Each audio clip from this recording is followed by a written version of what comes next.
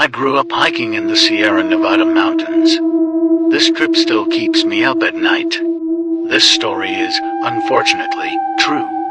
I grew up in the Sierra Nevadas.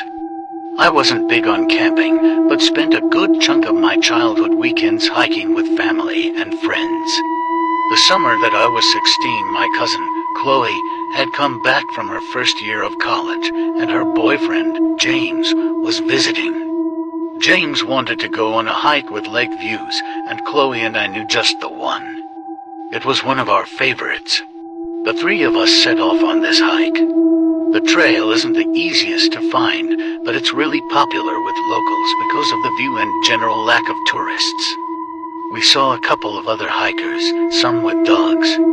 It is an in-and-out trail that takes about 2 to 3 hours to the top, 2 to 3 hours back down. There are some smaller trails that branch off. We make it to the top in good time and enjoy our lunches overlooking the lake. After about an hour, we hear a scream in the distance. Specifically, a mountain lion scream. If you've never heard a mountain lion scream, it's really unnerving. It sounds a bit like a very loud, terrified woman screaming. This is not good, because when a mountain lion screams, it's part of a mating ritual. That means there are multiple mountain lions, and close. The bears in the Sierras are softies, but the mountain lions will attack you. They'll attack your pets. They've even been known to attack bikers. James was really freaked out. Chloe and I were wary, but it wasn't the first time we had heard mountain lions, and we had both seen them before. Chloe and I tell James that we need to pack it up and get back down the mountain. About 40 minutes into the hike back, James realized that he forgot his phone at the lookout in his rush to leave. Of course, we decided that Chloe and James would hike back up to retrieve his phone, and I would stay there, on the trail, to warn any other potential hikers that there are lions in the area. This is obviously not ideal for any of us, but seemed like the best choice at the time. I found a nice rock to sit on by the trail and was going through the pictures we took. Chloe and James had been gone for around 50 minutes when I heard the scream again. And it's hard to tell, but I think it's closer than before.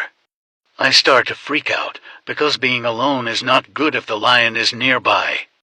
About 20 minutes after that, I hear the scream again, and there is now zero doubt that it's closer. Logically, I know that lions don't scream when hunting, they are quiet. If a lion was hunting me, I wouldn't know it. That knowledge did not make me less scared. A couple minutes after that, I hear it again, extremely close by. I'm looking around and trying to find the best place for me to stand back covered in case of the worst. Suddenly, I see something out of the corner of my eye. Standing still 20 feet down the trail, a couple feet off of it, is a man. He's completely naked. He's filthy. He's skinny. And he's just standing there, looking at me. If you don't know where you're going, it's easy to get lost in the woods around there.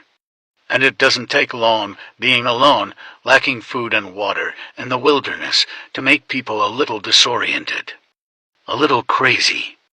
My immediate response is that this man is probably a lost hiker, and judging by how dirty he was, he'd been lost a long time. He needs help. I started walking towards him, asking if he's okay. I suddenly get this feeling of wrongness. I don't know how else to describe it, but the hair stood up on my neck. I stopped in my tracks, maybe 15 feet away now, and had the overwhelming urge to run. It seemed wrong, he looked wrong in a way I can't quite articulate. Instead of wanting to help, I'm now scared. I ask again if he's okay. He looks at me, then opens his mouth wide and screams. Not a normal scream. He screamed so loudly. Worse, it sounded just like the mountain lion. It occurred to me that we were probably hearing him the whole time. It was the single most terrifying thing I have ever witnessed. I started screaming too.